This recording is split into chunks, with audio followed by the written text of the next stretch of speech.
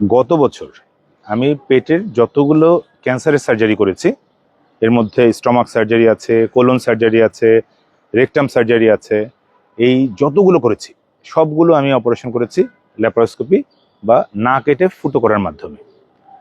এবং খুবই আশ্চর্যজনকভাবে যে সবগুলোই সাকসেসফুলভাবে হয়েছে। প্রায় সব পেশেন্টের স্যাটিসফ্যাকশন 100%।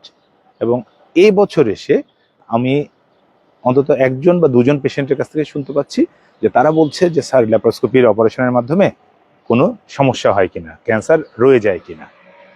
তো মনে রাখবেন যে যত আধুনিক চিকিৎসা ব্যবস্থা আসবে তত রোগীদের জন্য সুবিধার জন্য আসবে, তত সফিস্টিকেশন হাই সব কিছু পাওয়ার জন্য, রেজাল্ট পাওয়ার জন্য এই আধুনিক ব্যবস্থাগুলোর জন্ম হয়েছে। এবং ল্যাপারোস্কোপি অপারেশনের মাধ্যমে পেটের ভিতরে নর্মাল আমরা চোখে যা দেখি কেটে করলে তার চেয়ে 10 টাইমস বেশি রেজলিউশনে অনেক সূক্ষ্মাতি সূক্ষ্ম জিনিস দেখা যায়। ফলে কেটে করার সময় কোনো ক্যান্সারের কণা বা দানার অংশ যদি আমরা চোখে নাও দেখতে পাই, ল্যাপারোস্কোপির মাধ্যমে সেটা আরও ভালো মতো দেখা যায়।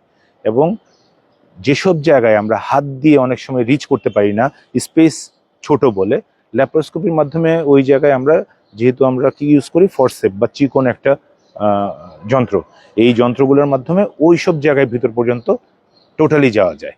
আমার আসলে এই ভিডিওটা করার উদ্দেশ্য আপনাদের ব্যাপারে জানানো যে ল্যাপারোস্কোপি স্টিল নাও পৃথিবীতে পেটের যে কোনো ক্যান্সারের জন্য বেস্ট রেজাল্ট দেয়।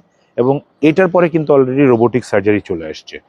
তার কারণ হচ্ছে এর চেয়েও ভালো এক্সেস, ভালো সুবিধা রোবোটিক সার্জারি দিতে পারে। সুতরাং বাংলাদেশের জন্য এখন পর্যন্ত পেটের যে কোনো ক্যান্সারের জন্য ল্যাপারোস্কোপি বেস্ট। ধন্যবাদ।